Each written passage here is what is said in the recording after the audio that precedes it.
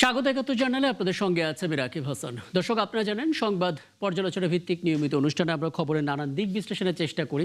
আমরা চেষ্টা করি পত্র পত্রিকা, টেলিভিশন, ডিজিটাল মিডিয়া এবং অবশ্যই নিউজ পোর্টালে যে সমস্ত শিরোনাম হয় একে একে সেগুলো জানিয়ে দিতে এবং একই সঙ্গে সেসব খবরের সঙ্গে যুক্ত মানুষদেরকে আমরা সংযুক্ত করি আমাদের আলোচনার টেবিলে। আমাদের স্টুডিওতে এবং অনলাইনে অতিথিরা সংযুক্ত হন, আমরা তাদেরকে প্রশ্ন করি, উত্তর খোঁজার চেষ্টা করি এবং তারাও আমাদেরকে খবরের গভীরে নিয়ে যান। সেই ধারাবাহিকতায় আজ আমার সঙ্গে স্টুডিওতে আছেন সিনিয়র সাংবাদিক খাজা মাইনুদ্দিন। খাজা মাইনুদ্দিন, আপনাকে আমন্ত্রণ জানাচ্ছি, ধন্যবাদ জানাচ্ছি সময়টা দেওয়ার জন্য। রাত পোহালে পবিত্র ঈদুল আজহা, ঈদেরও শুভেচ্ছা জানাচ্ছি আপনাকে অগ্রিম। আপনাকে এবং দর্শককে শুভেচ্ছা জানাচ্ছি, ঈদ মোবারক। ঈদ মোবারক। এবং আসলে ঈদ উপলক্ষে ভালো কিছু খবর নিয়ে হাজির হতে পারলে ভালো লাগতো, কিন্তু একটাও আসলে আমরা ভালো কোনো খবর দেখতে পাচ্ছি না। তারপরেও এই প্রেক্ষাপটে এগুলো নিয়ে একটু কথা বলার চেষ্টা করবো এবং বলে রাখি, গোটা আয়োজনে আপনারাও আমাদের সঙ্গে আছেন এবং আয়োজনে বিভিন্ন পর্যায়ে ধাপে ধাপে পর্যায়ক্রমে অতিথিরা যুক্ত হবেন অনলাইনে এবং তাদের সঙ্গে আমরা কথা বলার চেষ্টা করব। মূল আলাপে যাওয়ার আগে যথারীতি কয়েকটা অনলাইন নিউজ পোর্টাল দেখে নিতে চাই, যাতে করে আলাপ করতে সুবিধা হয়। আমরা শুরুটা করতে চাই দৈনিক আগামীর সময় দিয়ে। শেষ সময়ে 20 থেকে 50 হাজার টাকা কম দামে মিলছে কোরবানির গরু। এই সময়টা আসলে ক্রেতারা একটু অপেক্ষা করতে থাকেন যদি কিছু কমে পাওয়া যায়। নাম রাখা হয়নি, আলো দেখা হয়নি, চলে গেল 6 নবজাতক। সবচাইতে ঈদের আগে ইতিহাসে কখন এরকম হয়েছে কিনা বাংলাদেশে যে একসাথে 6 নবজাতকের মৃত্যু হলো একটা হাসপাতালে, এবং বলা হচ্ছে এটা কর্তব্যগত অবহেলাজনিত কারণ হতে পারে, যেটা স্বাস্থ্যমন্ত্রী নিজেও ধারণা করছেন। তদন্ত চলছে, 72 ঘন্টা সময় দিয়ে দেখা যাক কি হয়। আমরা দেখলাম একটা গৌরবের খবর আছে, এভারেস্টের চূড়ায় নিম্নি 14 বছর পর বাংলাদেশি নারী সর্বোচ্চ শিখরে। আমরা দেখলাম, মোটামুটি খবরটা দেখে নিলাম। আর একটা পত্রিকা একটু দেখে নিই, দৈনিক প্রথম আলো। ডোনাল্ড ট্রাম্প, আসলে আমাদের এখানে মহিষ ডোনাল্ড ট্রাম্প যার নাম দেওয়া হয়েছে, এটা নিয়ে যত আলোচনা চলছে, খোদ মার্কিন প্রেসিডেন্ট নিজেও এতটা আলোচনায় নেই। একবার গরুটা বিক্রি হবে, বিক্রি হয়ে গেল, আবার সেটাকে বাদ দেওয়া হলো, এরপরে থানায় নিয়ে যাওয়া হলো। এখন ফাইনালি এই মহিষ ডোনাল্ড ট্রাম্পের ঠিকানা থানা থেকে চলে যাচ্ছে চিড়িয়াখানায়। যাই হোক, আমরা এটা নিয়ে আলাপ করতে পারলে ভালোই হতো, কিন্তু সময় হয়তো পাবো না। কে জিতবে বিশ্বকাপ? চ্যাট জিপিটি, কোপাইলট এবং জেমিনি, এই 3টি চ্যাটবট আসলে ভীষণ রকম ব্যস্ত। যে কটা প্রশ্ন নিয়ে তার ভিতরে একটা হচ্ছে বিশ্বকাপ কে জিতবে, এবং বেশিরভাগ ক্ষেত্রেই তারা র্যাঙ্কিং দেখে একটা করে অ্যান্সার দিয়ে দিচ্ছে। যাই হোক, ছাগল কিনলেই 1000 টাকা চাঁদা, ভাগ পাওয়ার দাবি নাকচ পুলিশের।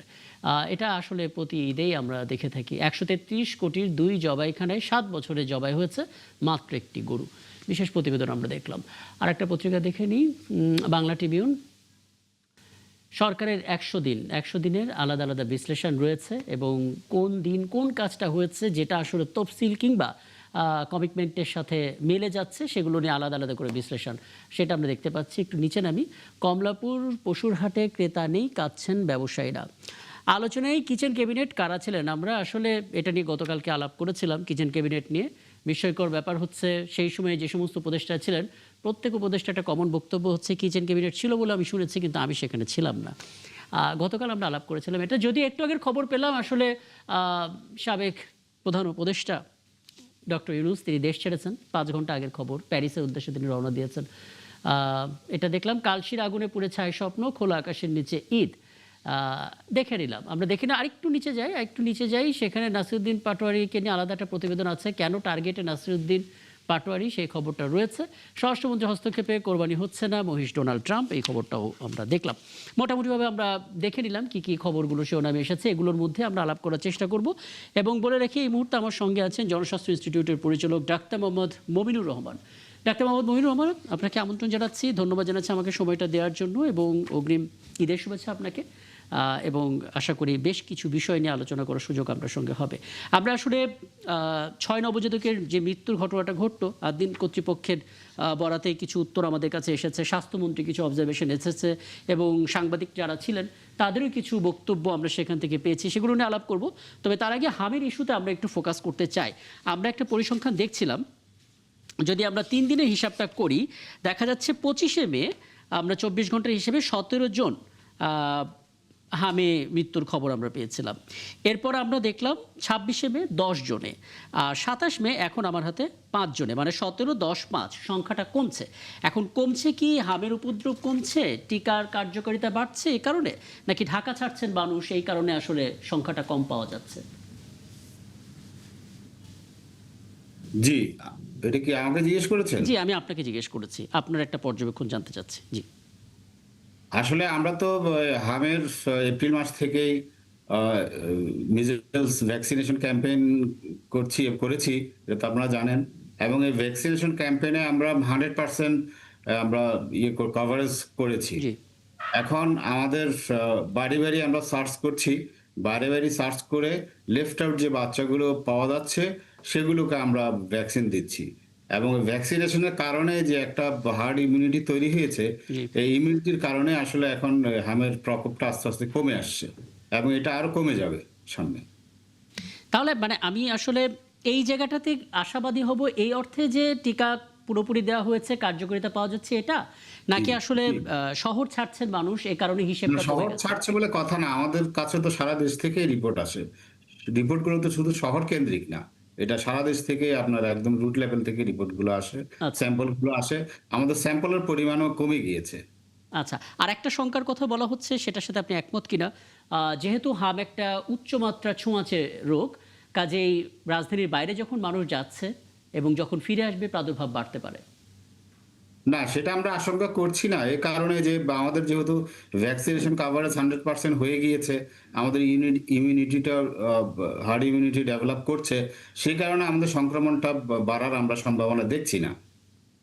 আচ্ছা, আপনার এই বক্তব্যটা আমরা আসলে একটু সংগ্রহে রাখি, কারণ এগুলো আসলে আশাবাদী তৈরি করছে, কারণ যে সংখ্যায় আমরা ছিলাম, কিন্তু ঈদের পর পরিস্থিতি কি হয় সেটা নিয়ে একটু মেলানোর চেষ্টা করবো, এবং তখন আশা করি আপনার কাছ থেকে আরও ব্যাখ্যা আমরা জানতে পারবো। খাজা মাইনুদ্দিন, আপনার কি মনে হচ্ছে আসলে হাম ইস্যুতে? না, ভ্যাকসিনেশনের ক্ষেত্রে তো বাংলাদেশের ঐতিহাসিক সাফল্য আছে সব সেক্টরেই, সেটা তো একটা আশাবাদ তৈরি করেই। এই সমস্যাটা যেটা বেড়ে গিয়েছিল সেটা বরং অনাকাঙ্ক্ষিত ছিল আমি বলবো। বাংলাদেশের মতো দেশে যেখানে আমরা ন্যাচারাল ক্যালামিটি হলে যে আমরা কমব্যাট করার ক্ষেত্রে পৃথিবীর উন্নত দেশগুলোর থেকেও কিন্তু আমরা একটা ভালো ফলাফল পাই, এই কারণে যে মানুষ খুব সিরিয়াস থাকে এই ধরনের সিচুয়েশনে। ফলে আমাদের টিকা দেওয়ার ক্ষেত্রেও কিন্তু মানুষ বরাবরই সিরিয়াস ছিল। ইভেন গরিব মানুষ, আপনি খেয়াল করেছেন, সরকারি স্বাস্থ্যকেন্দ্রে বিভিন্ন জায়গায় গিয়ে টিকাগুলো ঠিকমতো দিয়েছে। আমি বিভিন্ন টিকার কথাই বলছি। হামের ক্ষেত্রে যেটা বেড়ে গিয়েছিল সেটা নিঃসন্দেহে শঙ্কার মতো ছিল, ঠিক আছে, কিন্তু যেহেতু টিকা ব্যাপকভাবে দেওয়া হচ্ছে সেটা ন্যাচারালি কমে আসার কথা।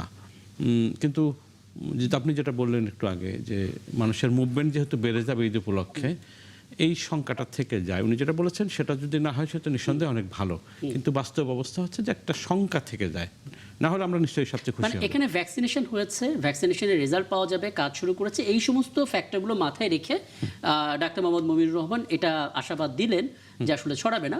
কিন্তু জনস্বাস্থ্য বিশেষজ্ঞ কেউ কেউ বলছেন যে আসলে ভ্যাকসিনের কার্যকারিতা একটা বিষয়, কিন্তু বাস্তবতা আর একটা জিনিস, সেই জায়গা থেকে হয়তো ছড়াতেও পারে, এবং একটা শঙ্কার কথা বলা হচ্ছে। আমরা মোটামুটিভাবে হাম ইস্যুতে একটা ধারণা তো পেলামই, কিন্তু যেটা নিয়ে আসলে একটু কথা বলতে চাই, ডাক্তার মোহাম্মদ মমিনুর রহমান আপনার কাছে আসবো, তার আগে আমি একটু শুরুটা করতে চাই খাজা মাইনুদ্দিন আপনাকে দিয়ে। ঘটনাটাকে স্পষ্ট করি। রাজধানীর বকবাজারে আদ্দিন মেডিকেল কলেজ, আমরা জানি এটা আসলে মানে সন্তান সম্ভবা নারীদের জন্য এটা খুব ভালো একটা আস্থার জায়গা, দীর্ঘদিন ধরে আমরা এটা শুনে আসছি।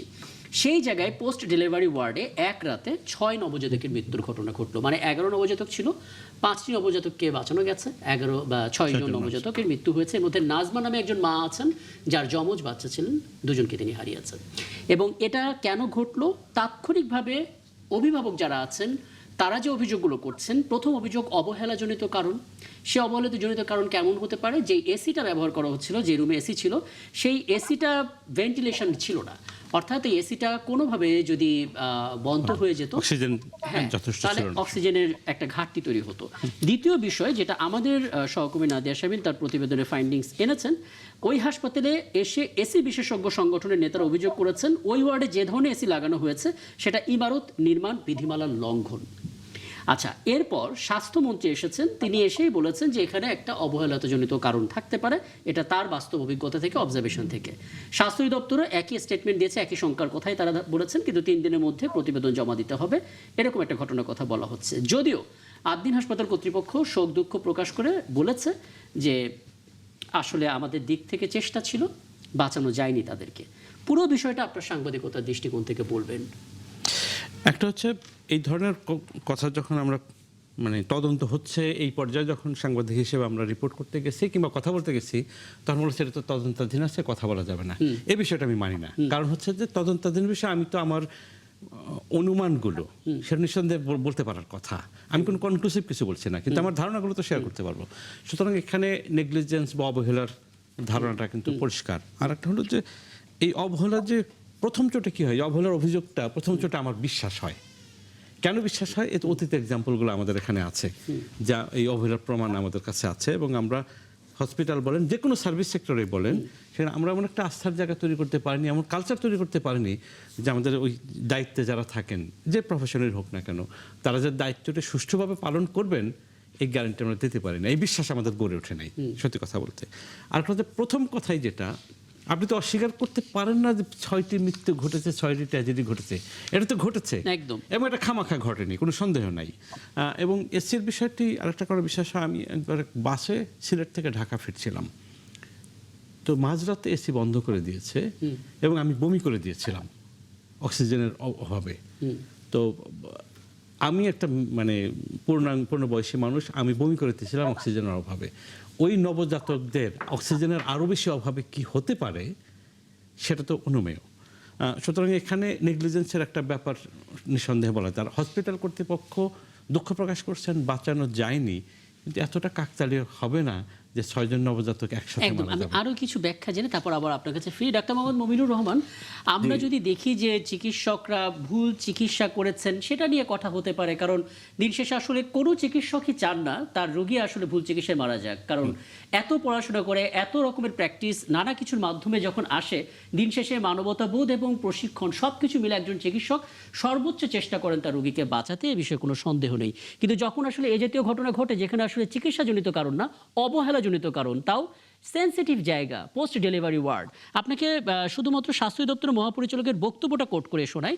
তিনি বলেছেন যে ভোরে ওই রুমটিতে এসি জটিলতা অথবা যে কোনো কারণে হোক, ওখানের পরিবেশে যে সাফোকেটিভ পরিবেশ, সেটা আমরা দেখেছি, আমরা পেয়েছি, এবং ওখানে আসলে এসি এমনভাবে ছিল যে এসিটা বন্ধ করলে ওখানে আর ভেন্টিলেশনের কোনো ব্যবস্থা নেই। এই শিশুগুলো যদি প্রাণ না হারাতো, আমরা কি জানতে পারতাম ওয়ার্ডের এরকম বেহাল অবস্থা? জি না, আমরা তো আসলে স্বাস্থ্য অধিদপ্তর থেকে বেসরকারি হাসপাতালগুলো মনিটর করছি এবং আমাদের পরিদর্শন টিম পরিদর্শনে যায়। কিন্তু আমাদের যে পরিমাণ বেসরকারি হাসপাতাল রয়েছে, সে তুলনায় আমাদের তো ম্যান পাওয়ার কম আছে, আমাদের লজিস্টিক সাপোর্টও কম আছে। জি কিন্তু আমরা পরিদর্শনে যাই এবং পরিদর্শন করি এবং আমরা টাইম টু টাইম তাদেরকে সেটা মনিটর করে, কি যদি কোনো ফ্যাসিলিটিজের ওর কোনো অভাব পরিলক্ষিত হয়, তখন আমরা তাদেরকে সেটা আমরা ওয়ার্নিং দেই যাতে এগুলো শোধরানো যায়। এখন এটা কিভাবে হয়েছে এটা আসলে তদন্তের বিষয়। তদন্ত করার আগে তো এটা আসলে মন্তব্য করা যাবে না। এটা তদন্ত করে আসলে বের করতে হবে যে কি কারণে হয়েছে। না, তদন্তের ব্যাপার তো আছে এখানে। তদন্ত অনেকগুলো অ্যাঙ্গেল থেকে হবে, অনেকগুলো বিষয় থেকে হবে। কিন্তু আমি আপনার কাছে যেটা জানতে চাচ্ছি সেটা হচ্ছে ইন জেনারেল, সামগ্রিকভাবে, মানে বেসরকারি হাসপাতালগুলোকে তদারকি করা হয়, কিন্তু কেস সেন্সিটিভ এলাকা থাকবে না, যে শিশুদের জন্য একটা, হ্যাঁ, এবং প্রাপ্তবয়স্কদের মানুষের হয়তো ফাইটিং করার ক্ষমতাটা বেশি, তাদের জায়গা আলাদা বিষয়। আমি এই জায়গাটা নিয়ে একটু জানার চেষ্টা করবো একটা ছোট্ট বিরতি পর ফিরে এসে। নিশ্চয়ই আপনি আমাদের সঙ্গে আছেন। দর্শক, এ পর্যায়ে একটা ছোট্ট বিরতি নিয়ে ফিরছে, আমাদের সঙ্গে থাকবেন। ধন্যবাদ সাথে থাকার জন্য। 71 জানালা আপনারা আছেন। বিরতি পর আমরা ফিরে এলাম, আমরা আলাপে ছিলাম, আলাপেও যাবো, আবারও ফিরবো। তবে তার আগে হাতে থাকা শিরোনামগুলো একটু জানিয়ে দিই দর্শক। ঈদের আগে রাজধানী ছাড়ছে ঘরমুখ মানুষ, সড়ক ও নৌপথে যাত্রী চাপ কিছুটা কম থাকলেও ট্রেনে ছিল উপচে পড়া ভিড়। ঈদুল আজহার নামাজের জন্য প্রস্তুত জাতীয় ঈদগাহ। প্রথম জামাত সকাল 7:30টায়, থাকছে কয়েক স্তরের নিরাপত্তা ব্যবস্থা। শেষ সময়ে জমে উঠেছে কোরবানির পশুর হাট। বড় গরু দর্শনার্থী থাকলেও ছোট মাঝারির চাহিদা বেশি বলছেন বিক্রেতারা। মগবাজারে 8 দিন হাসপাতালে নবজাতক ওয়ার্ডে 6 শিশুর মৃত্যু। তদন্ত কমিটি গঠন, 72 ঘন্টার ভেতর দেয়া হবে প্রতিবেদন। রাজধানীর নওদায় বাস দুর্ঘটনায় 4 জন নিহত, আহত অন্তত 10 জন। বাস চালক ও হেলপার পলাতক।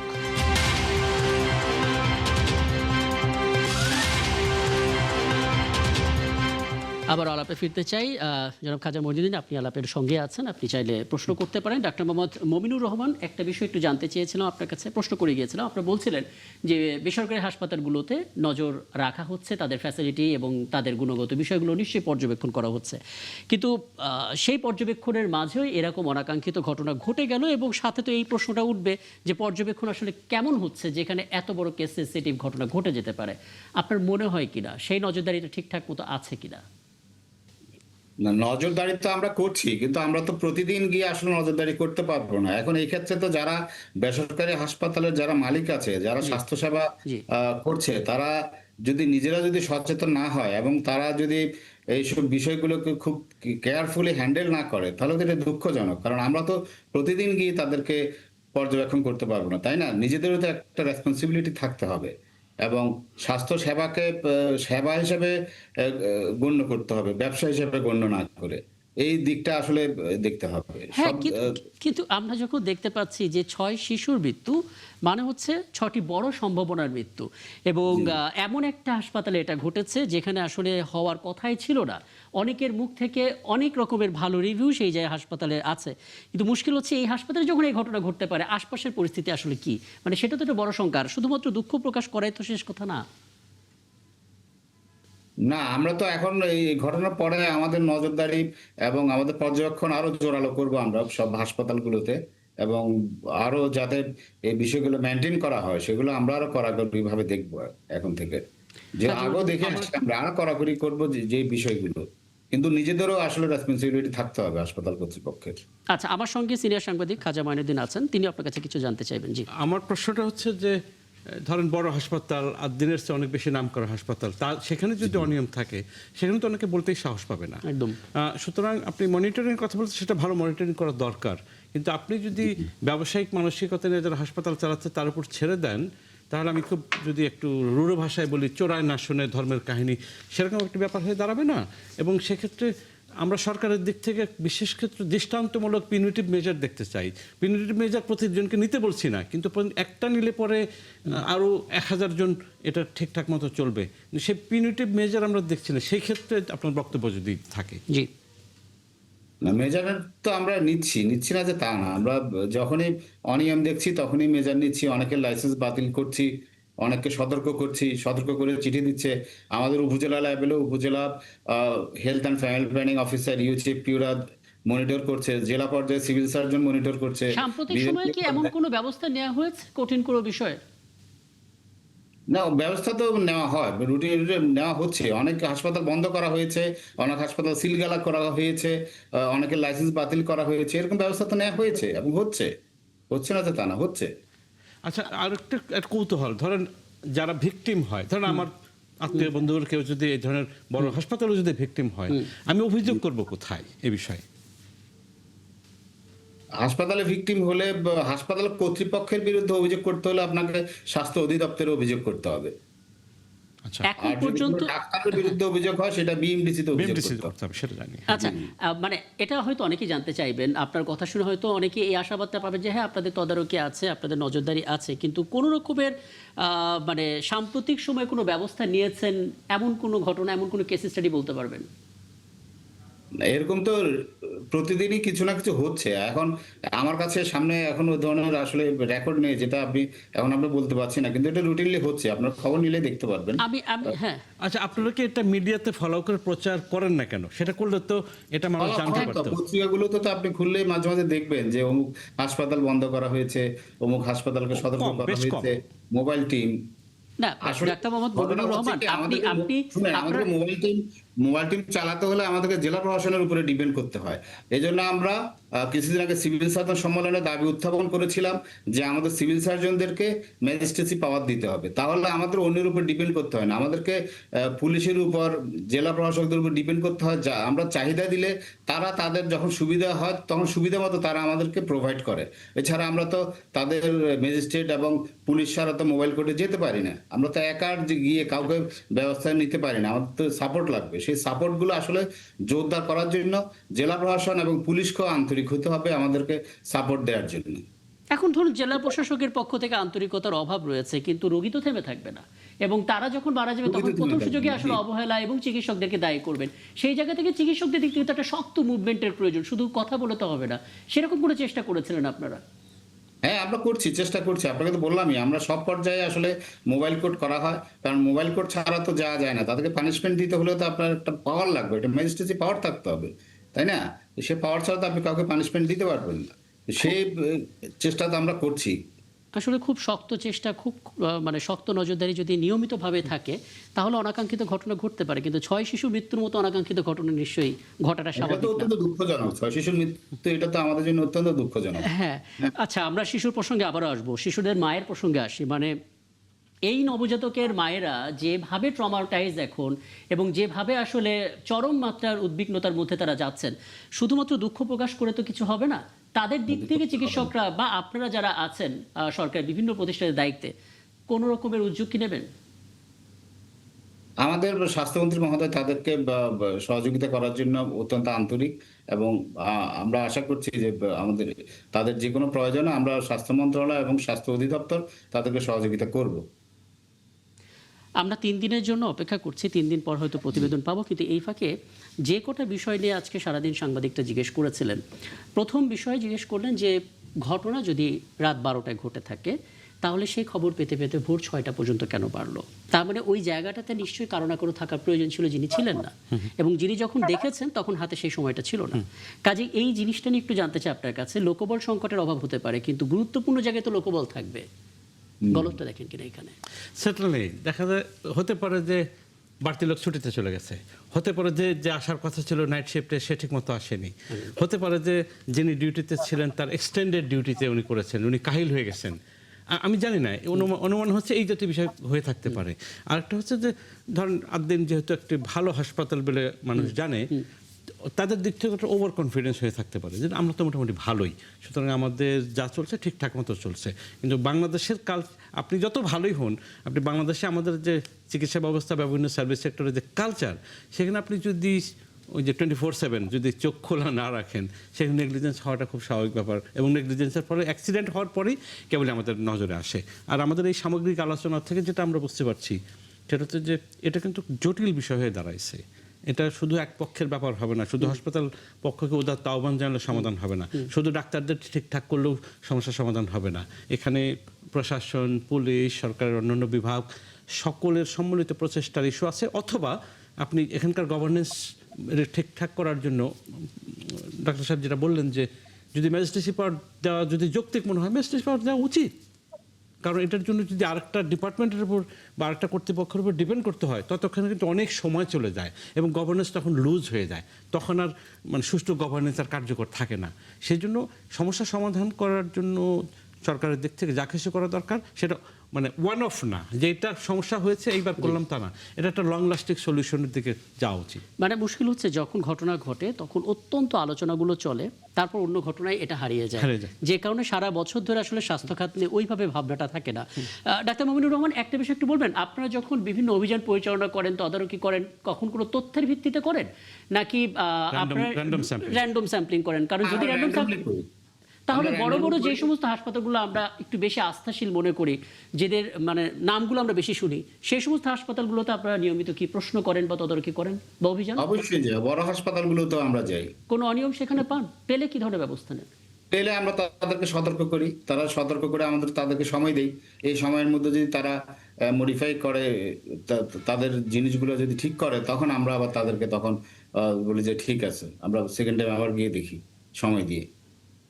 আচ্ছা, মানে এটা একটা বড় প্রশ্ন হতে পারে যদি কর্তৃপক্ষ জেনে যায় যে আমাদের সর্বোচ্চ শাস্তি হচ্ছে সতর্কবার্তা, তখন সেই শাস্তি মানে সেই অপরাধ তো বারবার। না, সর্বোচ্চ শাস্তি সতর্কবার্তা না, সর্বোচ্চ শাস্তি হচ্ছে হাসপাতাল সিলগালা করে দেয়া।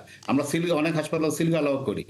আচ্ছা, আদ্দিন হাসপাতালের হ্যাঁ, আমি এটা করে তারপর আদ্দিন ফাউন্ডেশনের যদি কোনো রকমের এই হাসপাতালে গলদ থাকে, তদন্তে যদি প্রমাণ হয়, কি ব্যবস্থা সর্বোচ্চ হতে পারে? অবশ্যই সর্বোচ্চ ব্যবস্থা নেওয়া হবে, তাদের লাইসেন্স বাতিল করা হবে, তাদের হাসপাতাল সিলগালা করে বন্ধ করে দেওয়া হবে। এটা তো সর্বোচ্চ শাস্তিতে হবে, সর্বোচ্চ। আমার ছোট্ট জিজ্ঞাসা হচ্ছে যে এই যে কাজগুলো আপনারা করছেন বা সতর্ক করছেন, ধরা যাক একটা বড় হাসপাতালকে সতর্ক করছেন, এই ইনফরমেশনটা পাবলিক স্পেসে দেওয়ার ক্ষেত্রে কোনো রেস্ট্রিকশন আছে কিনা? না, কোনো রেস্ট্রিকশন নেই, এটা অনেক সংখ্যক প্রকাশ হয়। আমি তো নিজেই প্রায় দেখি যে বিভিন্ন সংবাদপত্রে, মিডিয়াতে আসে, ফেসবুকে আসে এবং পত্রিকায় আসে। ফেসবুকে আসাটা অ্যাক্সিডেন্টাল, সেটা চায় না কেউ, কিন্তু মেইনস্ট্রিম মিডিয়াতে আসার ক্ষেত্রে আমরা কিন্তু উৎসাহ কম দেখি এবং ইনফরমেশন অ্যাভেলেবল থাকে না। আমার মনে হয় হাসপাতালের দিক থেকে বোধহয়, বিশেষ করে বড় হাসপাতালের দিক থেকে এক ধরনের চাপ থাকে, তাদের হাত অনেক লম্বা থাকে বিভিন্ন জায়গায় এটা আমরা তাদের বিভিন্ন সময় এই প্রতিবেদন আমরা করেছি। আমার নিজের ব্যক্তিগত অভিজ্ঞতা যে আমি যখনই অভিযান পরিচালনায় গিয়েছি, আমার সাথে মিডিয়া ছিল এবং মিডিয়াতে প্রচার দিয়েছে। হ্যাঁ, এবং অন্যান্য যারা যায় তারাও অনেক মিডিয়া নিয়ে যায় অনেক সময়।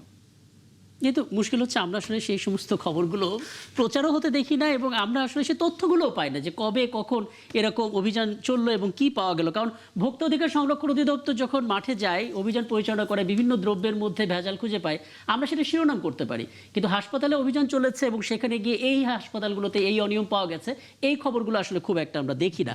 আমরা আদ্দিন হাসপাতালের কথা বলছিলাম, এরকম অন্যান্য হাসপাতালগুলোতে ভেন্টিলেশনের কি অবস্থা, এসির লিকেজ আছে কিনা, ঈদের এই ছুটিতে নিশ্চয়ই লোকবলে একটা ক্রাইসিস থাকবে। বাড়তি কোনো ব্যবস্থা কি নিয়েছেন আপনারা বা কিছু? না, বাড়তি ব্যবস্থা কিসের ক্ষেত্রে বলছেন আপনি? হাসপাতালগুলোতে এখন ঠিক এই মুহূর্তে বিশেষ যে ওয়ার্ডগুলো, যেমন আমরা যেটা নিয়ে কথা বলছি, সেখানে এসি সংক্রান্ত জটিলতা ছিল, আর কি কি লজিস্টিক সাপোর্টের প্রয়োজন, সেখানে কোনো গলদ আছে কিনা, এই সময়টাতে আসলে কি করবেন? এই সময়টাতে আমরা আমাদের আসলে নজরদারি আর একটু বাড়াবো, কারণ এখন তো ঈদের ছুটি, তার মধ্যে ঈদের ছুটির মধ্যে আমরা চেষ্টা করবো আমাদের নজরদারি বাড়ানোর জন্য। এই বিষয়গুলো যে বিশেষ করে এসি রিলেটেড এবং টেকনিক্যাল যে বিষয়গুলো থাকে, সেগুলোর ব্যাপারে আমরা একটু নজরদারি বাড়াবো আশা করছি। মানে একটু একটু যদি ইলাবোরেটলি বলেন, মানে নজরদারি বাড়াবো এটা তো একটা কমিটমেন্টের জায়গা, কিন্তু যে ঘটনাটা ঘটে গেল তার প্রেক্ষিতে কোনো ব্যবস্থা নিয়েছেন কিনা? অন্যান্য হাসপাতালগুলোর রোগীরাও তো শঙ্কাবোধ করবে যখন তারা খবরগুলো প্রচার হতে দেখবে।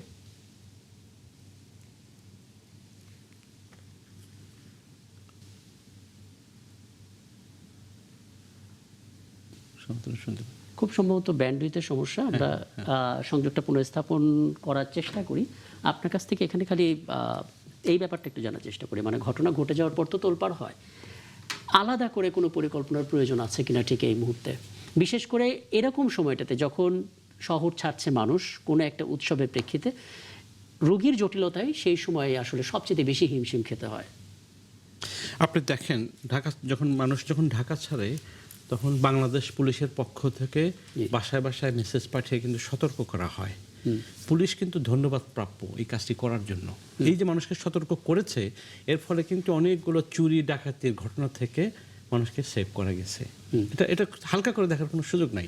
আমি ডক্টর মামুনুর রহমানের কথা থেকে আরেকটা বুঝতে পারছি যে স্বাস্থ্য বিভাগ, মানে স্বাস্থ্য অধিদপ্তর এবং স্বাস্থ্য সংক্রান্ত যে সমস্ত সরকারি এজেন্সি আছে, সেখানে ইন্টারনাল আর এক্সটার্নাল যে যোগাযোগ, সেখানে প্রবলভাবে ঘাটতি লক্ষণীয়। উনি যে মেসেজটা দিচ্ছেন, সেই মেসেজটা সমস্ত ডাক্তারদের মধ্যে জানানো দরকার, হসপিটালকে মেসেজ পাঠানো দরকার। এই যে একটি ঘটনা ঘটলো, 2 ঘন্টার ভিতর সমস্ত হসপিটালে মেসেজ দেওয়া উচিত ছিল যে নেগলিজেন্স যেন না থাকে, এই ছুটির সময় এই সাপোর্ট যেন থাকে, সে ব্যাপারটা নিশ্চিত করা। এবং একই সাথে যখন কোনো তদন্ত হয়, যখন কোনো অভিযান হয়, সেটা মানুষকে জানানো। কারণ একটা নেম অ্যান্ড শেম বলে একটা কথা আছে যে আপনি খুব সম্মানিত ব্যক্তি, কিন্তু আপনি অসম্মানের ভয় যদি পান যে অপকর্ম করার থেকে বিরত রাখার জন্য, তখন কিন্তু অপকর্মটা আপনি করবেন না। আপনি খুব বড় হাসপাতাল, কিন্তু আপনার বিরুদ্ধে, বড় হাসপাতালের বিরুদ্ধে কিন্তু মানুষের অভিযোগ আছে, সেই অভিযোগগুলো কোনো হালে পানি পায় না, জায়গা পায় না খুঁজে। সেই জন্য আমার মনে হয় যে এই ইনফরমেশনগুলো যদি পাবলিক করা হয়, সেটা একটা সমাধান হবে। আরেকটা হচ্ছে সরকারের দিক থেকে এখানে দুটো বড় সমস্যা আছে, যেটা আসলে আমাদের রিপোর্টাররা কাজ করতে গিয়ে বিভিন্ন গণমাধ্যমের কর্মীরা আসলে এটা খুঁজে পান। প্রথম কথা হচ্ছে, এক, আইনগত কিছু জটিলতা আছে, অর্থাৎ প্রচলিত আইনে আপনি আসলে হাসপাতালগুলোর অনিয়মকে শাস্তি দিতে পারবেন না। তাদের নিজস্ব কিছু আইন ব্যবস্থা আছে, শাস্তিমূলক ব্যবস্থা আছে, সেগুলোর মধ্যে থাকতে হবে। কি হতে পারে? সেখানে জরিমানা আসতে পারে, সেখানে সতর্ককরণ কয়েকটা ধাপে আসতে পারে, সব শেষে গিয়ে লাইসেন্স বাতিলের বিষয়টা আসতে পারে। এখন লাইসেন্স বাতিল কি বললেই করা যায়? যদি একটু নামি হাসপাতাল হয়ে যায়, তারপরে যদি তারা অনিয়ম করা শুরু করে, অবহেলা শুরু করে, সেটা কি সম্ভব? এগুলো সংস্কারের ইস্যু আছে। প্রতিটা প্রফেশনে এই সমস্যা আছে যে যেখানে প্রফেশনালরা তাদের দ্বারা প্রোটেক্টেড থাকেন, তারা অনেক সময় এখানে জাস্টিসের ঘাটতি থাকে, সব প্রফেশনের ক্ষেত্রে আছে। সুতরাং এখানেও যে থাকবে না সেটা না, এটা আছে। এবং যদি আপনি ডাক্তারদের বিচার ডাক্তারকে দিয়ে করতে বলেন, যদি সাংবাদিকের বিচার সাংবাদিককে দিয়ে করতে বলেন তখন তো ন্যায় বিচার হবে না। সুতরাং এখানে আমি পরিষ্কার একটা রিফর্মের সুযোগ আছে এবং বাংলাদেশে দেখেন এই যে রিফর্মের কথা বলছেন, আমি যদি রেগুলেটরি রিফর্মের কথা বলি, শুধু আইন না, আইন কানুন যা কিছু আছে বাংলাদেশে যে এর আগে রেগুলেটরি রিফর্মস কমিশন যখন ফর্ম হয়েছিল তখন তারা বলেছিল যে এই 500-700 আইনকে 200 আইনের মধ্যে আনা সম্ভব। তো আইন যখন আপনি করা হয়, রেগুলেশন যখন করা হয়, শাস্তি কি পুরস্কার কি সেটা তো আপনার জানা থাকতে হবে। আমি আপনি তো জানি না যে আইনটি আছে, শাস্তি তো দূরের কথা, ফলে কোনো ব্যবস্থা নেওয়া যায় না, ব্যবস্থা নেওয়া হয় না। ফলে এটা সাধারণ আইনের মধ্যে এটা কাভার্ড হওয়ার কথা, কিন্তু যেহেতু হয় না, আমার মনে হয় কর্তৃপক্ষের এখন নজর দেওয়ার বিষয় আছে। এই হাসপাতাল বা ডাক্তারদের বিষয় না, শুধু যে সমস্ত বিষয়ে যাদের বিরুদ্ধে ব্যবস্থা নেওয়া যায় না, ব্যবস্থা নেওয়ার জন্য প্রয়োজনীয় ব্যবস্থা করা দরকার। একদম। আমরা আসলে জনস্বাস্থ্য ইনস্টিটিউটের পরিচালক, ব্যান্ডউইথের জটিলতায় হয়তো সংযোগটা বিচ্ছিন্ন হয়েছে, পরবর্তীতে আমরা যোগাযোগ করার চেষ্টা করেছি, কিন্তু এখন পর্যন্ত আসলে যোগাযোগটা করতে পারিনি। নিশ্চয়ই এই আয়োজনে কোনো এক পর্যায়ে সেটা করতে পারলে আমরা অবশ্যই যুক্ত হব। আমরা পরের আলাপে যেতে চাই। পরের আলাপটা আসলে আরও শঙ্কা জায়গা নিয়ে, কারণ আমরা ঈদ যাত্রাকে স্বস্তিদায়ক করার কথা শুনেছি এবং সেই স্বস্তিদায়ক করার কথা শোনার পর নানা ব্যবস্থাপনার কথা আমরা শুনেছি। তারপর আমরা দেখতে পেলাম চিত্র উল্টোটা। মাত্র 3 দিনে সড়কে 48টা প্রাণ গেছে। আজকে যখন আপনার সঙ্গে কথা বলছি তার ঠিক আগে, অর্থাৎ ভোরবেলা সকাল 6টায় এই নদ্দায় আমাদের ঠিক পাশেই একটা বাসের মুখোমুখি সংঘর্ষ হলো। মানে ডিভাইডার ভেঙে বাসটা ঢুকেছে। দুটো বাসেরই ফিটনেস ছিল না, দুটো বাসের চালককে নিয়ে প্রশ্ন আছে এবং চালক হেল্পার পলাতকও হয়ে গেছে। ফাঁকি দিয়ে আসলে 4 জনের প্রাণহানি ঘটলো।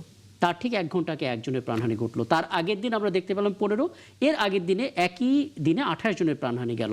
গবাদি পশু উল্টে গেছে, তারাও আসলে ভেসে গেছে, সেই খবরও আছে। মানে ঈদ যাত্রা কতটা স্বস্তির হলো তাহলে একটু কথা বলার চেষ্টা করি। আমাদের সঙ্গে এই মুহূর্তে আছেন বুয়েটের সড়ক দুর্ঘটনা গবেষণা ইনস্টিটিউটের সহকারী অধ্যাপক কাজী মোহাম্মদ সাইফুর নেওয়াজ। মোহাম্মদ সাইফুর নেওয়াজ, আপনাকে আমন্ত্রণ জানাচ্ছি। অনেকদিন পরে আপনার সঙ্গে কথা হচ্ছে এবং যতবারই আসলে কথা হয় বেশ কিছু সমাধানের অংশ নিয়েই আলাপটা শেষ করতে হয়, কিন্তু রূঢ় বাস্তবতা হচ্ছে একটা বৃত্তের মধ্যে আমরা পড়ে গেছি। ঘটনা ঘটে, সমাধান পাই, আবার ঘটনা ঘটে, আবার সমাধান পাই। আমরা আসলে সমাধানের বাস্তব রূপটা পাই না। আমি আসলে সেই জটিলতা জানতে চাই, বাস্তব রূপটা কেন হয় না? মানে এই ব্যাপারটা কি যাদের সিরিয়াসলি নেওয়ার কথা তারা সিরিয়াসলি নেন না, নাকি এখানে একটা দুর্দান্ত স্বেচ্ছাচারিতা আছে, নাকি জবাবদিহিতার ঘাটতি? কি বলবেন?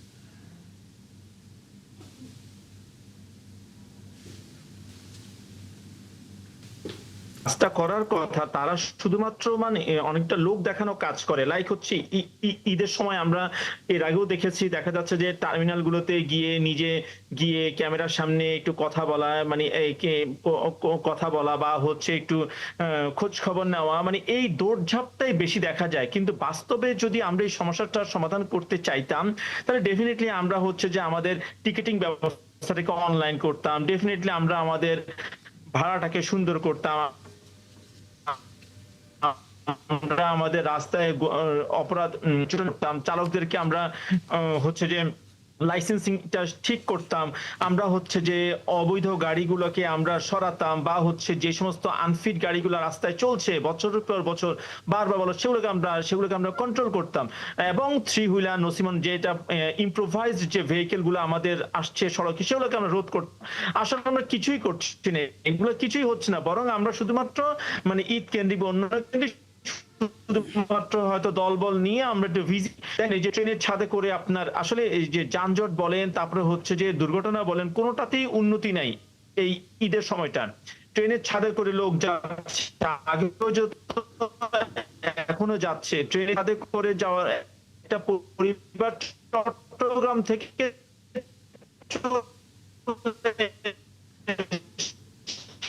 জি, একটা ধারণা পেলাম। আমি একটু খাজা মাইনুদ্দিন আপনার একটা মতামত দিতে চাই। আমরা আজকে ইনফ্যাক্ট যেই দিনটা আমরা ফেলে এলাম, রাত্রে 10টায় আমাদের সংবাদ যুগের একটা দীর্ঘ আয়োজন আমরা এটা নিয়েই করেছিলাম এবং সেখানে যোগাযোগ বিশেষজ্ঞ অধ্যাপক ডক্টর হাদিউজ্জামান তিনি ছিলেন এবং তিনি বললেন স্বাভাবিক দিনগুলোতেই আমরা আমাদের সড়ক নিরাপদ করতে পারিনি। সারা বছর জুড়ে আমরা এটা নিয়ে কথাও বলি না তেমন। ঈদ আসলে তাহলে আমরা কোন কনফিডেন্সে এটা বিশ্বাস করতে শুরু করব যে ঈদ যাত্রা স্বাভাবিক হবে? কারণ আমাদের তো আয়োজন ঈদ কেন্দ্রিক হয়ে গেছে, সারা বছর জুড়ে ব্যবস্থাপনা নেওয়া হয়নি। এই গলদে মেটানোর পথটা কি আসলে? এটা হচ্ছে রেগুলেশন ইমপ্রুভ করা, গভর্নেন্স ইমপ্রুভ করা, সংক্ষেপে এটা হচ্ছে সলিউশন। কারণ হচ্ছে যে আমাদের এই যে ডাক্তার বা হাসপাতালে যে সমস্যা বলেন, কাজ করতে গেলে ঘুষ দিতে হয় যে সে সমস্যা বলেন, এবং সরকার যে সমস্যা বলেন সমস্ত কিছুর মধ্যে কিন্তু একটা সুশাসনের ইস্যু রয়ে গেছে। আপনি সমস্যার সমাধান না করে আমরা যেটা করি যখন বড় কিছু ঘটে তখন তাৎক্ষণিক একটা সমাধান পাই, এটা আমাদের কালচারের অংশ হয়ে গেছে। এটাকে ইংরেজিতে বলে এডহকিজম, মানে আপাতত সমাধান করি, পরেরটা পরে দেখা যাবে এবং পরের প্রবলেমটা থেকে যায়। ক্রাইসিস ম্যানেজমেন্ট করা আর কি তাৎক্ষণিক ভিত্তিতে। হ্যাঁ, এবং ক্রাইসিস ম্যানেজমেন্ট মোডে আমরা সবসময় থাকি। ক্রাইসিস আসলে কিন্তু আমরা দারুণ ভালো সামাল দিই, কোনো সন্দেহ নেই, জাতি হিসেবে ভালো সামাল দিই। তথ্য গোপন করে, ভুল তথ্য দিয়ে, কিংবা সামান্য কিছু লোক দেখানো কাজ করে সকলে ঝাঁপিয়ে পড়ে সমাধান করে ফেলে। কিন্তু কিছু আর্টিফিশিয়াল ব্যবস্থা কিন্তু সরকার নিয়েছিল এবং দেখেন যে সড়ক দুর্ঘটনা ঈদের সময় তুলনামূলক কমে এসেছিল, সেটা কিন্তু রোড ব্যবস্থাপনার ক্রেডিট না, সেগুলো সরকার ছুটি বাড়িয়ে যাতে লোকের প্রেশার কমে এগুলো কিছু ব্যবস্থা নেওয়ার পর সুফল কিন্তু গত কয়েকটা ঈদে আমরা দেখেছিলাম। কিন্তু আপনি যে আসল সমস্যার সমাধান করেননি, যে ট্রান্সপোর্ট সেক্টরে যে গাড়ির ফিটনেস, তারপরে হাইওয়েতে নসিমন করিমন সহ ইম্প্রোভাইজ ভেহিকেলের কথা বলেন, সেগুলো চলবে না, সেগুলো ঠিকঠাক করেননি। আপনার ড্রাইভারদের ট্রেনিং, শুধু ড্রাইভারদের লাইসেন্সিং ইস্যু না, লাইসেন্সিং একটা ইস্যু, সেগুলো তো আমি বলতে দ্বিধা নেই যে লাইসেন্সিং এর প্রধান ইস্যু হচ্ছে ঘুষ দেওয়া, ঘুষ দিয়ে লাইসেন্স হয়। এটা তো একটা মানে এটা বাংলা ভাষায় আমাদের লোকেরা কলোকিয়াল ল্যাঙ্গুয়েজে বলে যে আজান দিয়ে চলছে, সেটা ঘুষ দিয়ে যেখানে লাইসেন্স না হয়। আরেকটা হচ্ছে যে ড্রাইভারদেরকে এবং হেল্পারদেরকে এক ধরনের সাইকোলজিক্যাল ট্রেনিং দেওয়া দরকার, যে সে 5 ঘন্টা গাড়ি চালানোর পরও সে অস্থির হয়ে গাড়িটা জোরে চালাবে না। এই যে ট্রেনিংগুলো দরকার, সেগুলো তো দেওয়ার ধার কাছে আমরা থাকি না। এবং আমি মনে করি যে 6 মাস পর পর ড্রাইভার হেল্পারদের ট্রেনিং হওয়া উচিত, হোক 1 দিন 2 দিন 3 দিনের, যাতে সিস্টেমের মধ্যে থাকে। কিন্তু আমাদের ট্রান্সপোর্ট সেক্টর, ধরুন একজন ড্রাইভার যার আন্ডারে কাজ করছেন, সেই বাস মালিক কর্তৃপক্ষ, একটু আগে আমরা রোড সেফটি ফাউন্ডেশনের এই পরিচালকের সঙ্গে কথা বলছিলাম, তিনি বলছিলেন যে আসলে এরকম বিভিন্ন সংগঠন আছে, সবাই না কিন্তু গুরুত্বপূর্ণ কিছু কিছু সংগঠন আছে যার সঙ্গে একটা সিন্ডিকেট জড়িত এবং যাদের ভিতরে আসলে কোনো রাজনৈতিক উদ্দেশ্য নেই, কেবল ব্যবসায়িক মানসিকতা আছে, কিন্তু তারা আসলে সরকারের মধ্যে ঘাপটি মেরে থাকা কিছু মানুষের সঙ্গে একটা যোগসূত্র রাখে, ফলে ওইটা চাইলেও বেরোনো যায় না এবং সিন্ডিকেটটা পাওয়ারফুল হয়ে যায়। যদি সেটা চিহ্নিত হয় তাহলে কেন, মানে দেখেন সিন্ডিকেট যে মানে সরকার এবং রাজনৈতিক সরকারের বাইরে যে ভেস্টেড কোয়ার্টারগুলো থাকে, তারা ঘাপটি মেরে থাকে সরকার কে আসলো তাদের সাথে সংযোগ স্থাপনের চেষ্টা করে। এটা একটা ক্ষমতার, তারা ক্ষমতার কাছাকাছি থাকতে যায়, কারণ ক্ষমতা যদি না থাকে তার কোনো কিছু করার ক্ষমতা তাদের থাকে না, ফলে সে ক্ষমতার সাথে থাকতে চায়, টাকা পয়সা দিয়ে অন্যায় করে হলেও থাকতে চায়। সুতরাং সিন্ডিকেট যত পাওয়ারফুলি হোক কিচ্ছু এসে যায় না যদি রাজনৈতিক সদিচ্ছা থাকে। রাজনৈতিক কর্তৃপক্ষ যদি মনে করে যে এই সিদ্ধান্তটা নেব, কোনো সিন্ডিকেটই কাজে লাগে না, কারণ রাজনৈতিক কর্তৃপক্ষের সুবিধা হচ্ছে তারা জনগণের প্রতিনিধি, রাষ্ট্রের ক্ষমতা তাদের হাতে থাকে, সুতরাং তাদের এই ব্যবস্থা নেওয়ার সুযোগ থাকে। এখন আমরা কথায় কথায় আমলাতন্ত্র করি, কথায় কথায় সিন্ডিকেটের কথা বলি, কিন্তু সিন্ডিকেট তো কার্যকরী হবে না যদি সত্যিকার সিদ্ধান্ত নেওয়া হয়। সেই জন্য সদিচ্ছা সহকারে আমাদের এইসব ক্ষেত্রে রেগুলেশন কার্যকরী করার উদ্যোগ। একদম। আমি কাজী সাইফুন নিয়াজের সঙ্গে আবারও একটু আলাপ করবো একটা ছোট্ট বিরতি বা ফিরে এসে।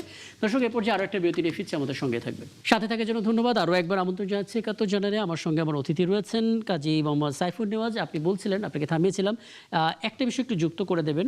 ঘুরে ফিরে দুটো বিষয় বারবার আলোচনায় আসে। এক হচ্ছে ব্যবস্থাপনার মধ্যে গজে ওঠা কোনো সিন্ডিকেট, যেটাকে দুষ্টচক্র বলেন অনেকে, এবং সেই দুষ্টচক্র খুবই বেশি ক্ষমতাধর, যেই ক্ষমতার বলয়ে থাকার কারণে তারা আসলে মানে পরিস্থিতি থেকে বেরোনো যাচ্ছে না, সরকারও কখনো কখনো অসহায় হয়ে যায়, এরকম একটা কথা বলা হচ্ছে। আর দ্বিতীয় বিষয় হচ্ছে এখন পর্যন্ত যার যে দায়িত্ব আছে সেই দায়িত্বের বিপরীতে কোনো জবাবদিহিতা নাই। আপনি কি বলবেন?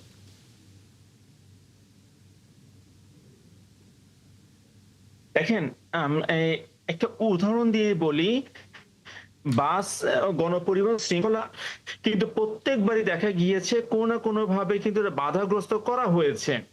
একটা সময় যখন ডিটিসিএ গত বছর আপনার এই বাস ফ্র্যাঞ্চাইজি করার জন্য একেবারে প্রায় অনেকটুক এগিয়ে গিয়েছিল, হঠাৎ করে মানে দেখা গেল যে আপনার রিজনাল ট্রান্সপোর্ট কমিটি আরটিসির মাধ্যমে আপনার হচ্ছে গোলাপি কালারের একটা বাস সিস্টেম নিয়ে আসা হলো, যেটা আসলে ওই বাস ফ্র্যাঞ্চাইজির সাথে সাংঘর্ষিক। আলটিমেটলি এটাকে ওই যে আমাদের এই ভালো উদ্যোগটাকে নষ্ট করার জন্যই আলটিমেটলি সে গোলাপি কালারের বাসটাও এখন আর চলে না, আর বাস ফ্র্যাঞ্চাইজিটাও কিন্তু এখন হচ্ছে না। একটা উদাহরণ দিয়ে বললাম যে আসলে একটা ভালো উদ্যোগ, আর আমি যদি টোটাল মানে যাত্রীদের বা এবং ঢাকার একটা গণপরিবহন ব্যবস্থার শৃঙ্খলার দিক থেকে এত ইম্পর্টেন্ট একটা প্রকল্প, যেটা সায়েন্টিফিক্যালি প্রুভেন, পুরো পৃথিবী যেখানে আপনার এটাকে গ্রহণ করে সফলতা পেয়েছে, সেই জায়গায় আমরা এখনো পর্যন্ত করতে পারছি না। তাহলে সরকার চাচ্ছে, জনগণ চাচ্ছে যাচ্ছে, সবাই জানে ভালো, তাহলে হচ্ছে না কেন, বাধাটা কোথায়? তো এই জায়গা থেকে বোঝা যায় যে আসলে কিছু মানুষ শুধুমাত্র তাদের লাভের জন্য, সংগঠনের জন্য দেখা যাচ্ছে যে হয়তোবা এই ধরনের বা কিছু প্রকল্পকে হতে দিতে চায় না। এক, দুই হচ্ছে, দেখেন এই যে আমাদের হকার ব্যবস্থাপনা, তারপর হচ্ছে ফুটপাতটাকে বাড়ানো, আমরা কি সেটা দেখছি? বরং আমরা দেখছি যে আসলে হকারদেরকে স্থায়ী করা হচ্ছে, কাইন্ড অফ দাগ দিয়ে তাদেরকে বসা জায়গা করে দেওয়া হচ্ছে। ঢাকঢোল পিটিয়ে আমরা তাদেরকে উঠালাম, কিন্তু 2 দিনের ব্যবধানে তারা আবার বসে গেল। তাহলে সরকার আসলে কাদের কথা ভাবছে, এটা আমার এখনো মাথায় আসে না। এই যে এত দুর্ঘটনা ঘটছে, আমরা শুধুমাত্র মানে যখন ঘটনাটা ঘটে তখন তো আলোচনা বা সরকার টুকটাক কিছু পদক্ষেপ নেয় এবং কিছু হয়তো যারা ভিকটিম হয়েছে তাদেরকে ক্ষতিপূরণ দেয়।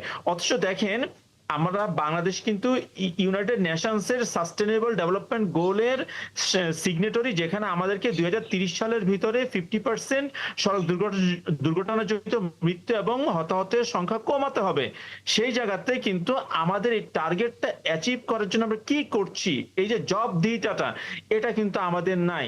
মানে কেউ আসলে মানে এই রোড সেফটি নিয়ে কি করছে সেটা দৃশ্যমান হ্যাঁ, না। আমরা বরং দেখছি যে এতক্ষণ যেই সমস্ত সংকটের কথাগুলো শুনলাম, আমি মনে করতে পারি এর আগে আপনার সঙ্গে যতবার কথা হয়েছে এই সংকটের মধ্যে আমরা ছিলাম এবং সমাধানের জায়গাটাও এসেছিল বটে, বাস্তব রূপ পাইনি, যেটা আমি শুরুতে বলছিলাম।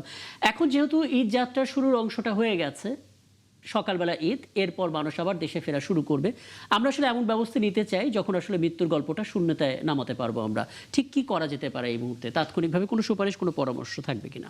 ওকে, এই ঈদের পরে সমস্যাটা হচ্ছে রাস্তাটা ফাঁকা থাকে, হাই স্পিডিং হয়। তো আমি বলবো যে এই এবং রেগুলার যে মনিটরিং সেটা একটু শিথিল হয়ে যায়। ঈদের আগে মনিটরিংটা যতটা থাকে ঈদের পরে ততটা থাকে না, হাই স্পিডিং হয়। তো এই জায়গাতে আমি বলবো যে অন্তত গতি সীমা নিয়ন্ত্রণের ব্যাপারে মনিটরিং এনফোর্সমেন্টটা করাটা খুব প্রয়োজন।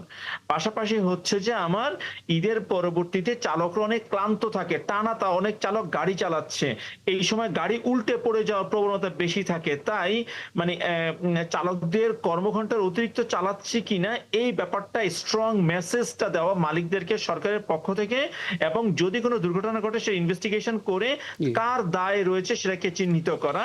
এবং থার্ড আমি বলবো, এটা খুবই ইম্পর্টেন্ট, মোটর সাইকেলের দুর্ঘটনার হারটা বেশি ইজি বাইকের সাথে বা 3 হুইলারের সাথে, তাদেরকে চলাচল নিয়ন্ত্রণ করাটা খুব জরুরি। এই 3টা দিন যদি আমরা এই ব্যবস্থা, এই ঈদের পর অন্তত 5 থেকে 7 দিন এই ঝুঁকিটা থেকে যায়, এটাকে আমাদের নিয়ন্ত্রণ করাটা খুব প্রয়োজন। তাহলে দেখা যাবে যে অন্তত কিছু দুর্ঘটনা হয়তো আমরা কমাতে পারবো।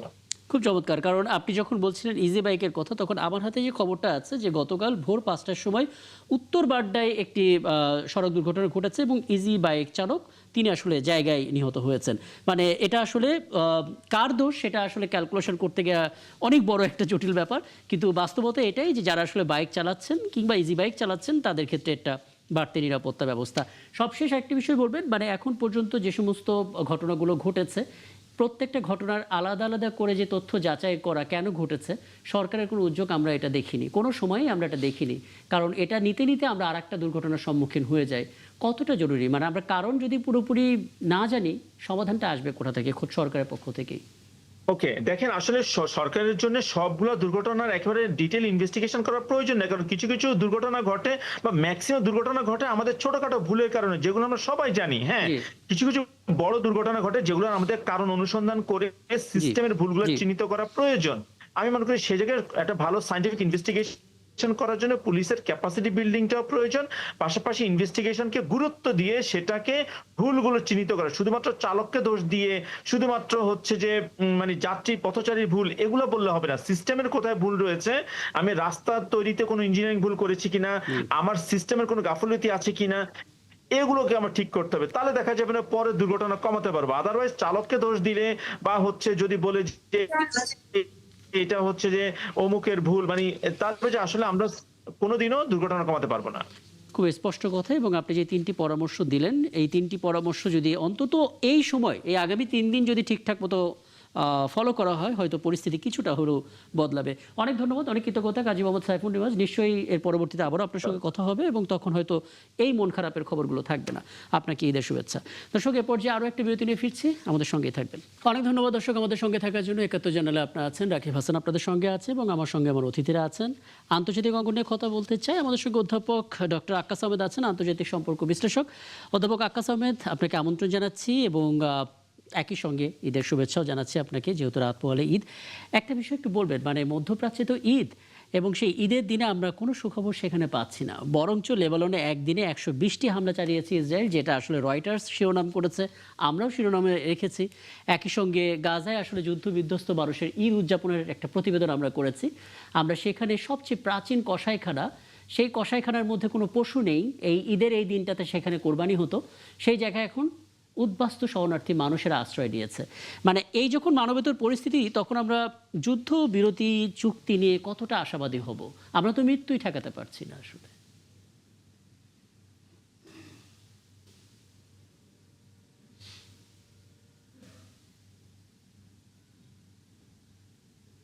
ধন্যবাদ ৭১ টেলিভিশনের দর্শক শ্রোতা সংশ্লিষ্ট সবাইকে, সাথে রাকিব হাসান আপনাকে ধন্যবাদ জানাচ্ছি। জি, তো আসলে মধ্যপ্রাচ্যের যে শান্তি চুক্তির যে বিষয়টা, বহুল প্রতীক্ষিত শান্তি চুক্তি হবে, আমরা এরকম একটি প্রত্যাশা করেছিলাম এবং সেটা হচ্ছে যে শান্তি চুক্তি হবে। শান্তি চুক্তি হবে না তা কিন্তু না। এখানে মার্কিন যুক্তরাষ্ট্র যে সমস্ত শর্ত দিয়েছে এবং ইরান সরকার যে সমস্ত শর্ত দিয়েছে, সেই শর্তের বনিবনা না হওয়ার কারণে শান্তি চুক্তি হয়নি। কারণ হচ্ছে যে শান্তি চুক্তির যে সমস্ত শর্ত মার্কিন যুক্তরাষ্ট্র এবং ইসরায়েলের পক্ষ থেকে দেওয়া হয়েছিল, সেগুলো ইরানের যে সার্বভৌমত্ব, ইরানের যে স্বাধীনতা, ভৌগোলিক অখণ্ডতা কিংবা হরমুজ প্রণালীর উপর যে তার একচ্ছত্র নিয়ন্ত্রণ, সার্বভৌমত্ব, সেটা প্রতিষ্ঠার ক্ষেত্রে যে বাধা এবং বিঘ্ন, সেই জন্য ইরান সরকারের পক্ষ থেকে সেটা মেনে নেওয়া হয়নি। আর মার্কিন যুক্তরাষ্ট্র চেয়েছে সেখানে ইরানে একটি পুতুল সরকার বসানো, হরমুজ প্রণালীর নিয়ন্ত্রণ নেওয়া এবং মধ্যপ্রাচ্যের যে খনিজ সম্পদ এবং মধ্যপ্রাচ্যের যে রাষ্ট্রগুলোর যে স্বাধীনতা, সার্বভৌমত্ব নিজের হাতে রাখা এবং তেল সম্পদকে কুক্ষিগত করা এবং তার যে পেট্রোল ডলার ভিত্তিক অর্থনীতি, সেটাকে সাস্টেইন করা, সেটাকে দীর্ঘমেয়াদী করা, সেটার অংশ হিসেবে মার্কিন যুক্তরাষ্ট্র এই সমস্ত শর্ত দিয়েছে, যেটা ইরানের সাথে ইরানের স্বাধীনতা, সার্বভৌমত্ব এবং তার যে নিরাপত্তা, সেটার সাথে যাচ্ছে না। এবং তার যে দীর্ঘদিনের যে প্রত্যাশিত এবং আকাঙ্ক্ষিত যে পরমাণু অস্ত্রের অধিকারী হওয়ার যে স্বপ্ন, সেটার সাথে সেটা যাচ্ছে না, সেজন্য ইরান সরকার মানেনি। এখন যেটা হচ্ছে, সেজন্য মার্কিন যুক্তরাষ্ট্র এবং ইসরায়েল নতুন করে ইরান সরকারের উপর চাপ প্রয়োগ করার জন্য, মনস্তাত্ত্বিক চাপ সৃষ্টি করার জন্য এই সমস্ত হামলা করছে। বিশেষ করে আমরা যদি, আপনি যে কথাটা বলেছেন যে লেবাননে সেখানে হামলা হয়েছে, সে লেবাননের যে হিজবুল্লাহ, সেটা হচ্ছে মূলত ইরানের প্রক্সি। ইরানের প্রক্সি অর্থে যে ইরান সরকারের পক্ষ হয়ে তারা ইরান সরকার থেকে দীর্ঘদিন যাবৎ তারা বিভিন্ন লজিস্টিক, টেকনোলজি, আর্মস তারা পেয়ে আসছে এবং তারা ইসরায়েলের যে সম্প্রসারণবাদী এবং আধিপত্যবাদী নীতি, সেটার বিরুদ্ধে তারা দীর্ঘদিন ধরে লড়াই সংগ্রাম করছে এবং লেবানন এবং ফিলিস্তিন, গাজার মানুষকে স্বাধীনতা এনে দেওয়ার জন্য তারা দীর্ঘদিন ধরে সংগ্রাম করছে।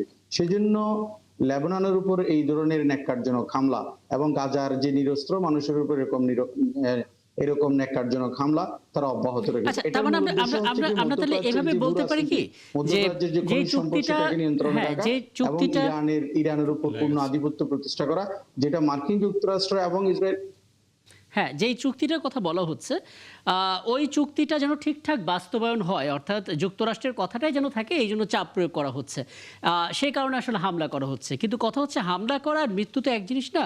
আমরা দেখতে পেলাম যে ইসরায়েলের হামলায় হামাসের সামরিক শাখার নতুন প্রধানও নিহত হয়েছেন। সামরিক শাখার নতুন প্রধান হামাসের, মানে হামাস কিন্তু প্রত্যক্ষ বা পরোক্ষভাবে ইরানের প্রক্সি হিসেবেই কাজ করে, তাদের এই প্রধানকে যদি নিহত করা হয়, তাহলে চুক্তিটা হবে কি করে?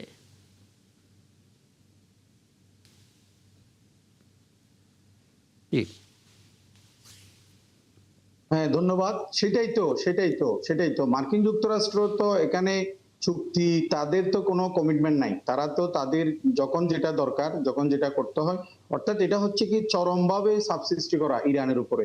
কারণ হচ্ছে হামাস তার যে ইরানের একটা প্রক্সি, হুতি ইরানের একটা প্রক্সি, ইয়েমেন ইরানের একটা প্রক্সি এবং সিরিয়াতেও কিছু প্রক্সি ছিল এবং সেটা ইরাকেও কিন্তু ইরানের প্রক্সি আছে। কারণ তারা মিডল ইস্ট কেন্দ্রিক যে রাষ্ট্রগুলো এবং তাদের যে স্বাধীনতাকামী যে সংগঠনগুলো, তারা চায় যে সেখানে মার্কিন যুক্তরাষ্ট্রের আধিপত্যবাদ তাদের সাম্রাজ্যবাদী নীতি কিংবা ইসরায়েলের যে গণহত্যা, মানবাধিকার লঙ্ঘন এবং সেখানে মানুষের অধিকার হরণ করা, সেগুলোর বিরুদ্ধে তারা দীর্ঘদিন যাবৎ সংগ্রাম করে আসছে, তারা আন্দোলন করে আসছে এবং তারা এই অঞ্চলের স্বাধীনতা রক্ষা করতে চায়, সার্বভৌমত্ব প্রতিষ্ঠা করতে চায়।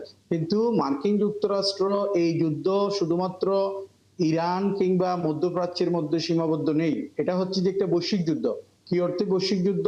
অর্থাৎ ইরান এবং মধ্যপ্রাচ্য নিয়ন্ত্রণের মধ্য দিয়ে একদিকে পৃথিবীর পুরো অর্ধেক খনিজ সম্পদের নিয়ন্ত্রণ প্রতিষ্ঠা করা, আরেকদিকে হচ্ছে কি ইরান, এই যে আমরা যেটা জানি সেটা হচ্ছে চীন একটি উদীয়মান অর্থনৈতিক শক্তি, যেটার পার ক্যাপিটা ইনকাম হচ্ছে $15,000 এবং বর্তমানে $21 ট্রিলিয়ন অর্থনীতি, যেটা মার্কিন যুক্তরাষ্ট্রের অর্থনীতি হচ্ছে 30 ট্রিলিয়ন, যেটা চীন সরকার আগামী 2030 সালের মধ্যে মার্কিন যুক্তরাষ্ট্রের অর্থনীতিকে অতিক্রম করবে এবং বিশ্বে একটি সবচেয়ে বড় অর্থনৈতিক শক্তি হিসেবে আবির্ভূত হবে, যেটা মার্কিন একদম, মানে যুক্তরাষ্ট্রের এখানেও তাদের অর্থনৈতিক একটা বড় স্বার্থ সাম্রাজ্যবাদ রয়েছে। এবং তার আমি সামরিক আরো সাম্রাজ্যবাদের কয়েকটা জন্য বিষয় নিয়ে একটি আপনার কাছে বড় আসবো, হুমকি। অধ্যাপক ডক্টর সেই আকাশ চীনের আহমেদ। উত্থানের ক্ষেত্রে কিন্তু মধ্যপ্রাচ্যের একটি জি। বিরাট ভূমিকা আছে, সেই ভূমিকাটা হচ্ছে জি, আমি নিশ্চয়ই আবারও আপনার কাছে আসবো। আমি একটা ছোট্ট বিষয় একটু বুঝে নিতে চাই খাজা মাইনুদ্দিন।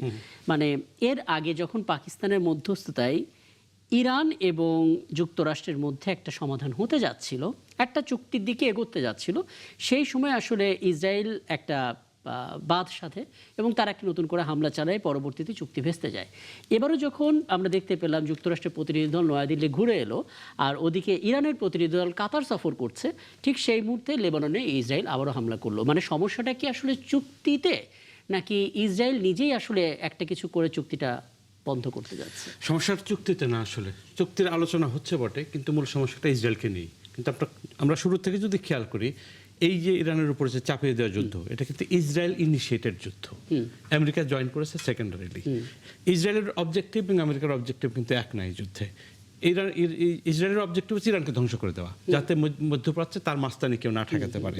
আর আমেরিকার উদ্দেশ্য ছিল, প্রথম কথা হচ্ছে যে তার যে ক্ষমতার পালাবদল, তেল দখল এবং ভেনেজুয়েলায় ওই যে মাদুরোকে আমেরিকা নিয়ে যাওয়ার পরে চিন্তা করছিল যে এখানে হরমুজ প্রণালীর এখানে তেলের মুভমেন্টটা যদি নিয়ন্ত্রণ করতে পারি, তাহলে চায়নাকে এখানে ঠেকানো যায়, মধ্যপ্রাচ্যের তেলের উপর আমার নিয়ন্ত্রণ আরো বাড়ে। কিন্তু এই প্রসেসের মধ্যে আমেরিকার একটা মিসক্যালকুলেশন ছিল। ভেনেজুয়েলাতে আপনি ঢুকে গিয়ে প্রেসিডেন্টকে ধরে আনতে পেরেছেন, আর এখানে আপনি বিমান হামলা করবেন, সুরসুর করে ইরান রেজিম ধসে পড়বে, সেই ঘটনাটি ঘটেনি। আরেকটা জিনিস খেয়াল করেন, এর ফলে যে আমেরিকার ইফেক্টিভ রাইভাল রাশিয়া এবং চায়না, তারা যে ইম্পার্ট হয়ে যাবে, এটা সম্ভবত ডোনাল্ড ট্রাম্পের টিমের ক্যালকুলেশনের মধ্যে ওইভাবে ছিল না। তারা মনে করেছিল চায়নাকে উল্টা, চায়নার সাপ্লাই লাইনটাকে কাট করে দেওয়া যাবে, চায়নাকে যথেষ্ট কাবু করা যাবে। কিন্তু এই যুদ্ধে দেখেন চায়না আরও শক্তিশালীভাবে আবির্ভূত হয়েছে, কারণ চায়না তার তেলের সাপ্লাই এনশিওর করার জন্য ইরানকে ব্যাপকভাবে সহায়তা দিয়েছে। এবং ইরান একটি দেশ না, ইরান একটি সাধারণ অন্য দেশের মতো না, ইরান একটি সভ্যতা, এটা পার্সেন্ট সভ্যতা। আপনি সভ্যতা আক্রমণ করেছেন। এবং ডোনাল্ড ট্রাম্প যখন বলেন যে আজ রাতের ভিতর একটি সভ্যতা শেষ হয়ে যাবে, মানে একটি মানুষ কতটা অসভ্য হলে এই কথা বলতে পারে যে একটি সভ্যতা শেষ করব। কিন্তু অসভ্য হয়তো লাভ নেই, আপনি চাইলে পারেন না, সভ্যতাকে ওভারনাইট ধ্বংস করা যায় না। কারণ আমেরিকার তো নিজস্ব একটা 200-250 বছরের আমেরিকারও একটা সিভিলাইজেশন গড়ে উঠেছে। ডোনাল্ড ট্রাম্প একাশে আমেরিকার সিভিলাইজেশন না, আমেরিকার অন্য সিভিলাইজেশন আছে, তারা ডোনাল্ড ট্রাম্পকে নিশ্চিতভাবে ঠেকিয়েছে। এবং আমেরিকাতে দেখেন যুদ্ধের ব্যাপারে আমেরিকার বিরুদ্ধে আছে। কিন্তু যেহেতু এখানে আমেরিকার স্বার্থ এবং ইসরায়েলের স্বার্থের মধ্যে ডিফারেন্স আছে, আমেরিকা যদি চুক্তি করে তাহলে তার স্বার্থে করবে, চায়নার সাথে একটা আন্ডারস্ট্যান্ডিং আসবে, ইরানের সাথে তাকে এক ধরনের ইকুয়াল টার্মে চুক্তিতে আসতে হচ্ছে। এইটা ইসরায়েলের সহ্য হচ্ছে না, ফলে ইসরায়েল বারে বারে পিছন থেকে ছুরি মারছে। সুতরাং এই চুক্তি যদি হয় কোনো কারণে, আপনি দেখবেন ইসরায়েল শেষ পর্যন্ত স্যাবোটাজ করতে থাকবে যাতে চুক্তিটা না হয়। আর যদি চুক্তি হয়ও, ইসরায়েল মানে অন্য স্যাবোটাজ অ্যাক্টিভিটি চালিয়ে যাবে বলে আমার ধারণা।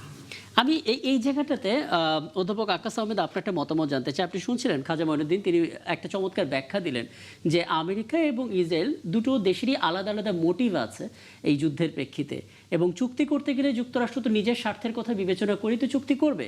ইসরায়েল যদি সেই স্বার্থের মধ্যে নিজের কিছু না পায়, তারা তো এভাবে সাপোর্টাইজ করতে থাকবে, বিভিন্ন জায়গায় হামলা করে পরিস্থিতি এমন জায়গায় নিয়ে যাবে যে ইরান তখন আর চুক্তির দিকে যাবে না। আপনার মনে হয় কিনা সেক্ষেত্রে মূল ঝামেলাটা, মূল সংকটটা ইসরায়েল তৈরি করছে, যেটা না মিটলে আসলে চুক্তিই হবে না, হলেও সেটা কাজে আসবে না? ধন্যবাদ, এটা একটি গুরুত্বপূর্ণ প্রশ্ন। আসলে মার্কিন যুক্তরাষ্ট্রের যে পররাষ্ট্রনীতি, মার্কিন যুক্তরাষ্ট্রের যে রাজনীতি, সেটা কিন্তু is now being control by Israel through AIPAC. যে America Israel public affairs committee জি। বা ফরেন অ্যাফেয়ার্স কমিটি, যেটা সেটা ইসরায়েলি লবিটা খুবই শক্তিশালী, এবং মার্কিন যুক্তরাষ্ট্রের যে ইলেকশন গুলো সেখানে তারা বিলিয়ন বিলিয়ন টাকা ডোনেশন দিয়ে থাকে, এবং মার্কিন যুক্তরাষ্ট্রের ইলেকশনে একটি বড় ধরনের প্রভাব বিস্তার করে থাকে, যাদের সাথে যে ইহুদি লবির সাথে ইসরায়েলেরও সুসম্পর্ক, এবং মার্কিন যুক্তরাষ্ট্রের যে রাজনীতিবিদ, প্রেসিডেন্ট বা মন্ত্রী মিনিস্টার যারা, তাদের সাথে সুসম্পর্ক, এবং তারা সেই কারণে মার্কিন যুক্তরাষ্ট্রের যে ক্ষমতা এবং তাদের যে পলিটিক্যাল পোলারাইজেশন, এবং সেটাকে কোনো রাজনৈতিক মেরুকরণ সেটাকে নিয়ন্ত্রণ করে, এবং সেটা তারা ইসরায়েলের স্বার্থে ব্যবহার করে।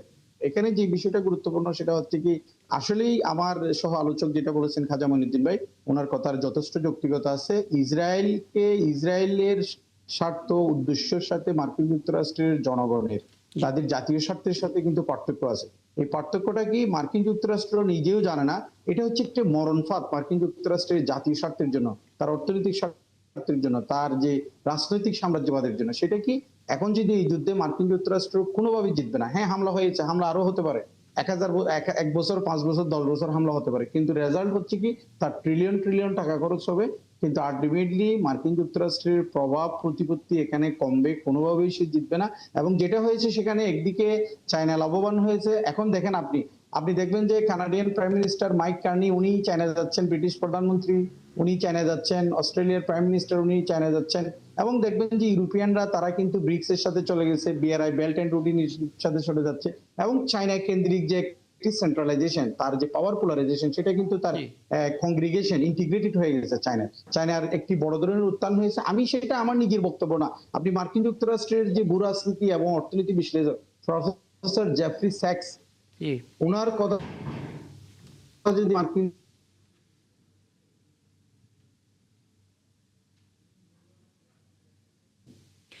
এবং ওনার বক্তব্যের একটা অংশ যার কোট করলেন আর কি অধ্যাপক আক্কাস আহমেদ, উনি বলছিলেন যে আসলে এই যুদ্ধটা শেষ হওয়ার পর ওয়ার্ল্ডে বিশ্বের মডেলটা চেঞ্জ হয়ে যাবে। আমরা যে হেজিমনিটা দেখি যুক্তরাষ্ট্রে সেটা থাকবে না, সুপার পাওয়ারটা চেঞ্জ হয়ে যাবে। এখন পর্যন্ত যুদ্ধের যে পরিস্থিতি, আপনার মনে হচ্ছে কিনা বিশ্ব আসলে সেদিকে যাচ্ছে? না, এটা বোধহয় আপনার এখানে এসে আমি বলেছিলাম যে ইরান যুদ্ধের ফলাফল যাই হোক না কেন, ইরান যুদ্ধ বিশ্ব ব্যবস্থাকে পাল্টে দিচ্ছে। আচ্ছা, আমেরিকান হিজমনি মিডল ইস্টে এবং ইভেন আমাদের এই রিজনে, মানে ভারত মহাসাগর অঞ্চলে, এশিয়া প্যাসিফিক রিজনে আমেরিকান হিজমনি অনেকখানি ধাক্কা খেয়েছে।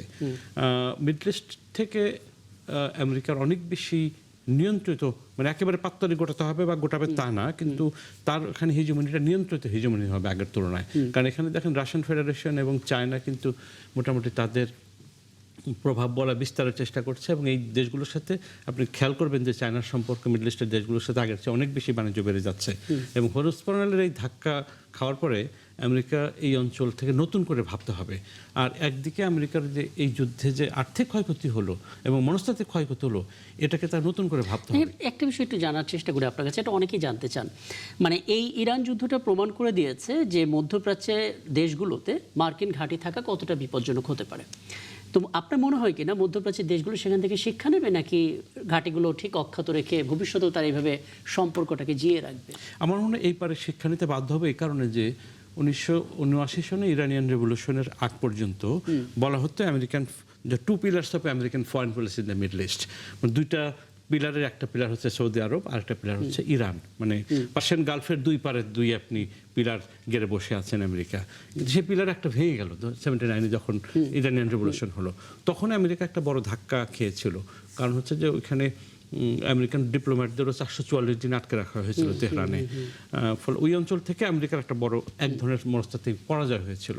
সৌদি আরবটা অক্ষত ছিল, কিন্তু সাম্প্রতিক সময় MBS মোহাম্মদ বিন সালমানের আপনি তার একটু অ্যাক্টিভিটিস দেখেছেন যে একসময় খুব ইরান বিরোধী ছিল, বাট গত 1-2 বছরে কিন্তু তার ইরান বিরোধিতা অনেকখানি কমে এসেছে।